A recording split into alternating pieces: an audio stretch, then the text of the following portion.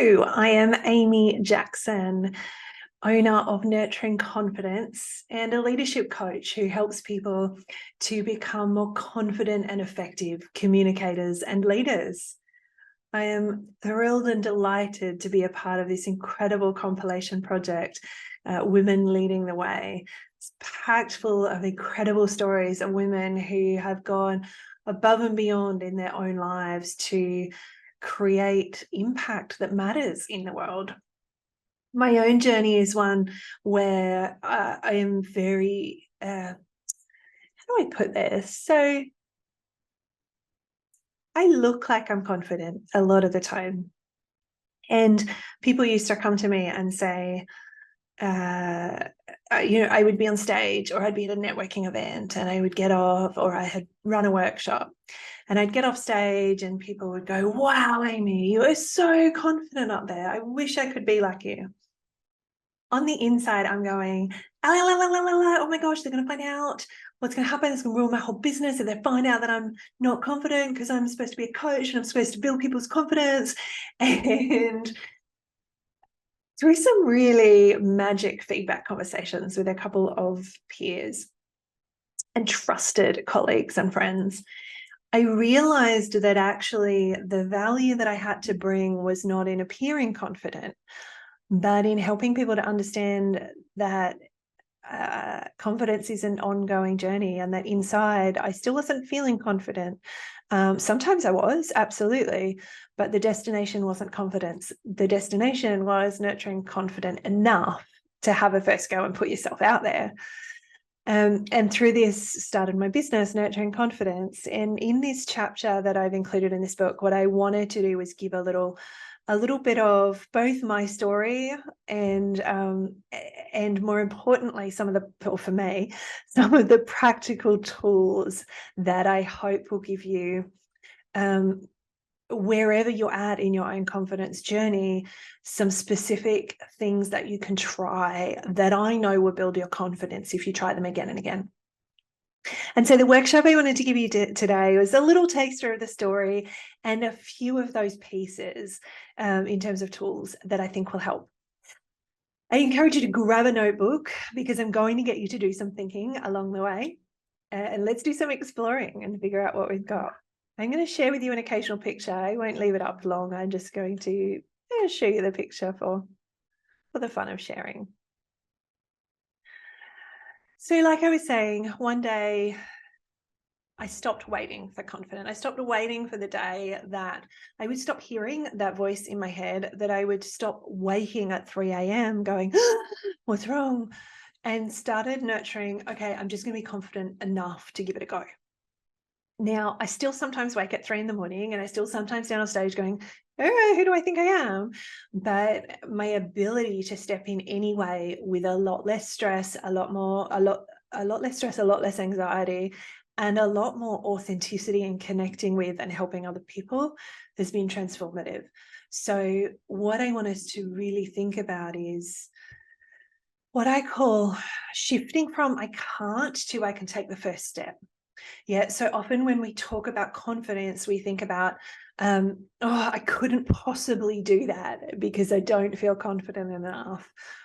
The thing is, that's not what we need. Yeah, it's like Russ Harris talks about as being any muscle, like any other muscle. Yeah, we get better at doing hard things by doing the hard things, right? We get better at becoming confident in doing something by doing the thing. Yeah, you don't become a better public speaker by wishing you were better at public speaking, right? You become more confident by actually getting up and speaking.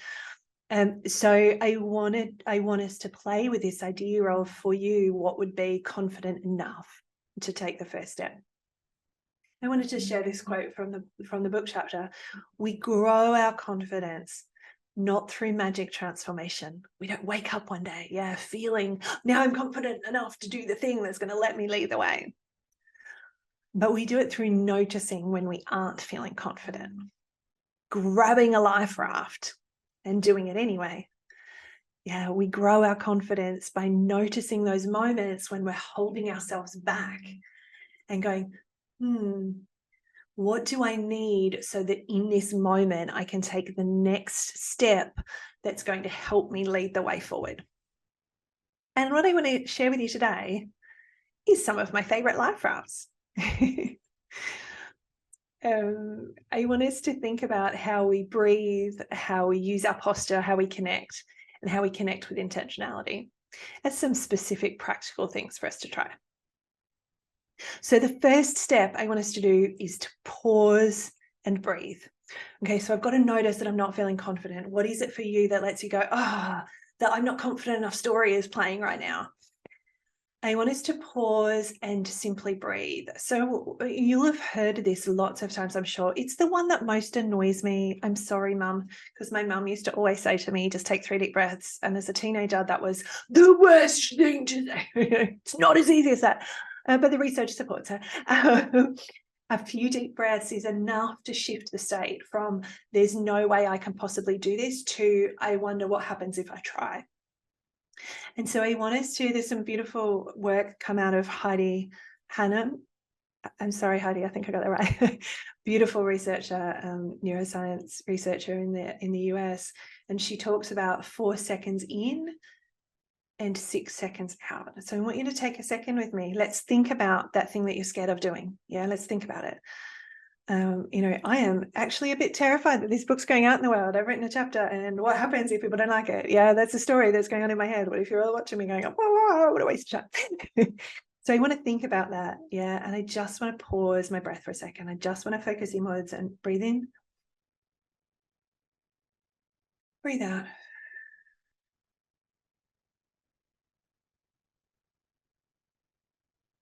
Hopefully you had the same experience. In that moment, I pause and I feel calmer. I feel more ready to connect with you. I feel ready to be just that little bit braver to keep going. So I encourage you to think about, for you, when do you need to take a breath? How are you going to remember to take a breath? What type of breath? It might be Heidi Hannam's 4 to 6 seconds. It might be the wonderful Wendy Suzuki's box breath. Yeah, she does the 4-4-4-4. It's a fantastic TED short on it at the moment if you want to go searching. And spend a little bit of time thinking about what's the breath that I know works for me. Yeah, most of us have some way when we're not sure, we take a big deep breath. Use that to your advantage. The more you practice it, the more you pay attention to it, the more valuable and helpful it actually becomes for you. Okay, so I want you to think about what's the next thing that we're going to do. The next thing we're going to think about is the life raft of posture. Posture is something that, when I first started working in this space, I was doing a lot of public speaking training. Yeah, that's where I started in the facilitation space, and the coaching space was to be helping people to become more confident speakers. And what I noticed very quickly, and what there's now lots of research around, is that when people shift their posture, it changes the state that they're in that moment. So what happens is we're worrying about that thing that we should or shouldn't do. Yeah, I'm not sure if I can I? Who am I to do that? I don't know. I know that it really matters, but I can't possibly do that thing. We tend to fold, or we tend to do something that is us not at our best.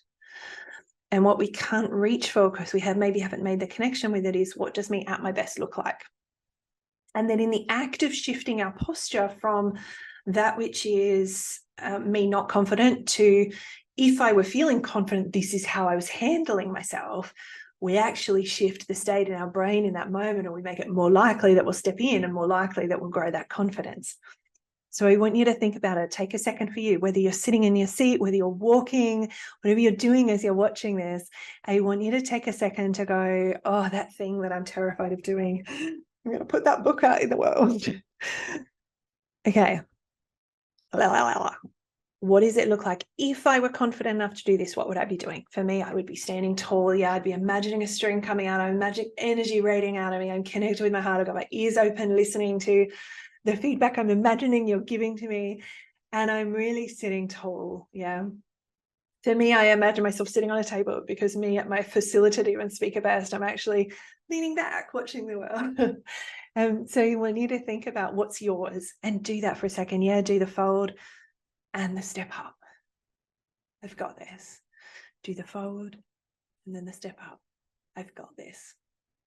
For those of you who have done a little bit of NLP along the way, there's some beautiful kind of real physical movements that you can play with to do this. And I want to keep it as simple as possible for you. Yeah. Notice what you not confident looks like. What does me confident enough feel like? And what's the smallest shift in my body I can do? Even if the thing you want to do is speak up in that meeting at work. Yeah. If simply I sit at my desk and I sit up tall instead of folding behind the camera, that simple movement will shift my state and make it more likely that I'm going to do the thing that will grow my confidence over time. I had meant to do all that with you not seeing the picture. I'm sorry. So we're going to fold, we're going to stand up, we're going to fold, we're going to stand up. I hope that you had a chance to practice that as we were talking through it. Next one I want you to think about is, how do we reach for help? Yeah, I'm going to show you one more of my little stick figures. What happens is, and this is a really hard one for me, when I'm not feeling confident enough to do my thing, I feel like I'm drowning and I'm just going to let myself drown. Or I feel like I have to find the resources within myself to pull myself out. But what we know is that actually, if I reach for help from someone else, especially for us brilliant women in the world, that act of social connection shifts the neurotransmitters in our brain. Yeah, it pumps us full of oxytocin. And in that, we feel like we can do something. Yeah, we shift our ability to be confident enough to take the next step. So I want you to think about, what are the life rafts that might work for you? You know, for me, I have a friend who I message. The thing that I do is I sit on the toilet before I'm supposed to go into a room because I'm terrified. And you know, I'm not terrified when and I don't do it all the time anymore, but in the moments when I start to question myself, it's what I do. I'll hide. And so what I've taught myself to do is that I will send a message to a trusted friend who I know is going to be available at that moment. And I go, I'm stuck and I need help. They'll send me back the message that says, you know the impact that you want to have in the world. These people in that room, they need your message right now. And in the act of hearing that, I go, oh, okay, I can do it. Yeah, it might be your trusted tribe of women that, you posted in the group chat and say, I need some reassurance right now. And you will get flooded with the love that's going to say, absolutely, we'll lift you up. Go do the hard thing. Yeah, we believe in you. It doesn't need to be a lot of people. You only need one or two people who you trust to reach out. And just a small note, it might not be your partner. Yeah, it might not be the person who you spend most of your time with. It might be someone who you trust. It might not be someone who you don't even see that often, but that you know that they are going to talk with you in the way you need in that moment. It might be a phone call, it might be a message, it might be a, hey, help of some description. Sometimes it can even be imagined. Yeah, sometimes all I need to do is go, what would that friend say to me in that moment? Yeah, maybe I'm about to step on stage. Maybe I'm about to walk into a room and I don't have time to ask for help. Even the act of activating my imagination of what they would say to me can help to shift the state. Yeah. So reaching for help is a great way to actually build our confidence over time. In the act of asking for help, we grow confidence. And the last one I want you to think about today is this idea of, why is it worth being brave? I'm going to be brave because, what's your intention? This is there's some deep work to do in this for some of us. Yeah, connecting with, Simon Sinek's idea of why am I even bothering to do this? But it doesn't need to be profound. It could also be in this moment. Yeah. Why is it worth me why is it worth me answering the phone? Yeah. When I'm busy, I'm doing things, it might be here.